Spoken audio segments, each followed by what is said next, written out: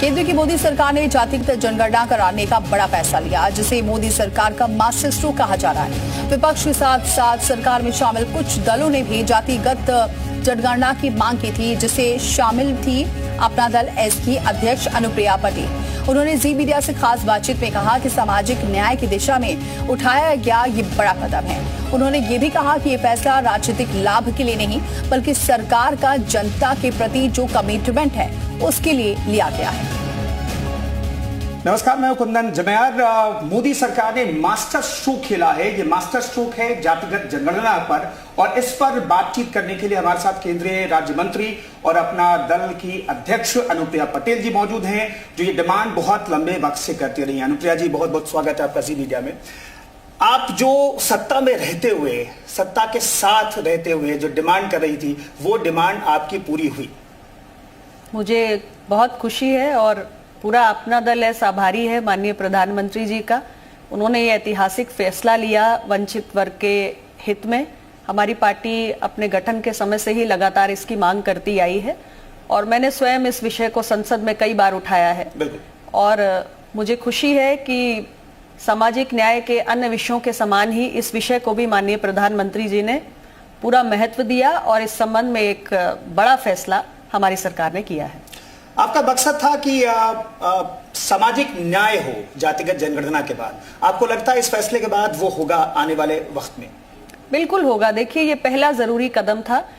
ये caste census की मांग कोई नई नहीं है, बल्कि वर्षों से देश में उठती आई है। दुर्भाग्य की बात है कि पूर्ववर्ती सरकारों ने कभी इस मांग के प्रति कोई संजीदगी नहीं दिखाई, लेकिन हमारी सरकार का एक ट्रैक रिकॉर्ड है कि ऐसे जो भी विषय हैं जो वंचित वर्गों के हक अधिकार से जुड़े हैं, उस पर सरकार संवेदनशील रही है और इसी क्रम में हमारी सरकार ने कास्ट सेंसस का ये फैसला किया। अनुप्रिया जी, एक बहुत महत्वपूर्ण सवाल ये है कि ये जीत किसकी है? सामाजिक न्याय की लड़ाई आप लड़ती रही, लेकिन विपक्ष भी इस लड़ाई को लड़ता रहा पिछले कुछ सालों से। अब जब ये फैसला मोदी गवर्नमेंट ने लिया है, तो राहुल गांधी और अखिलेश यादव भी कह रहे हैं कि हमारे दबाव की जीत है। तो राहुल गांधी, विपक्ष और अखिलेश यादव के दबाव की जीत है, या आप सत्ता में रहते हुए इसकी मांग लंबे वक्त से करती रही, उसकी जीत है? अरे, मुझे हंसी आती है जब लोग ऐसी दलीलें देते हैं। दबाव किसका? उन लोगों का जिन्होंने कभी कोई कमिटमेंट दिखाया ही नहीं, उन लोगों का जो शासन सत्ता का सुख भोगते रहे लेकिन कभी भी कास्ट सेंसस का निर्णय नहीं लिया, उनका दबाव होगा? या हमारे जैसी पार्टियां जो निरंतर सत्ता में रहकर भी इन विषयों को उठा रही हैं और हमारी सरकार के मुखिया इन विषयों को हल कर रहे हैं? क्या आपने जनता को मूर्ख समझा है? जनता बहुत जागरूक है, बहुत समझदार है, उसे अंतर दिखता है। निर्णय कौन ले रहा है, निर्णय को कौन टाल रहा है, दो ही बातें होती हैं, या तो हाँ या ना, बीच की कोई स्थिति नहीं होती है। और हमारी सरकार ने स्थिति साफ रखी है। हमें जब एक बार मौका मिला देश में सेंसस करने का, तो हमने कास्ट सेंसस को भी उसके साथ जोड़ा। यूपीए को, कांग्रेस को तो कई बार मौका मिला, 51, 1951, 61, 71, 81, 2011, कई मौके आए सेंसस एक्सरसाइज कराने के। क्यों कास्ट सेंसस नहीं कराया? लेकिन हमें मौका मिला है, हम कराएंगे। और कांग्रेस जैसा सेंसस नहीं कराएंगे कि उसके आंकड़े ना हम दिखा पाए कि क्या है। हम ऐसा सेंसस कराएंगे कि जिसमें ट्रांसपेरेंसी होगी, जिसमें हमारे पास ऑथेंटिक आंकड़े क्लैरिटी के साथ निकल के आएंगे। तो हमारी इंटेंट क्लियर है, इसलिए काम भी बिल्कुल साफ होगा।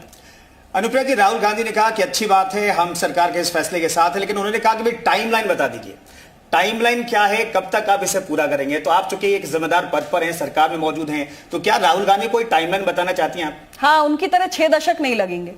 उन्हें 6 दशक लग गए फिर भी कुछ नहीं कर पाए, हमें 6 दशक नहीं लगेंगे। हमारी सरकार ने बहुत जल्द ये फैसला किया है कि हम सेंसस करवाएंगे, सेंसस के साथ कास्ट सेंसस करवाएंगे, और कब कराएंगे इसकी घोषणा भी बहुत जल्दी हो जाएगी। अनुप्रिया जी, बाकी बहुत सारे सवाल हैं, लेकिन उत्तर प्रदेश स्पेसिफिक और पूर्वांचल स्पेसिफिक मैं सवाल पूछना चाहता हूं, क्योंकि आप वहां से आती हैं, वहां की बड़ी नेता हैं, आपकी भागीदारी उत्तर प्रदेश के सत्ता में भी और केंद्र में भी है। पॉलिटिकली देखें, सच्चाई से मैं जानना चाहता हूं, पश्चिमी उत्तर प्रदेश से लेकर के पूर्वी उत्तर प्रदेश तक इस फैसले का कितना फायदा 2027 में आप लोगों को मिलने जा रहा है? देखिए, उत्तर प्रदेश एक ऐसा राज्य है जहां पे वंचित वर्गों की बहुत बड़ी आबादी है। खास तौर से ओबीसी वर्गों की 52% के करीब आबादी है, ये अनुमानित आंकड़ा है।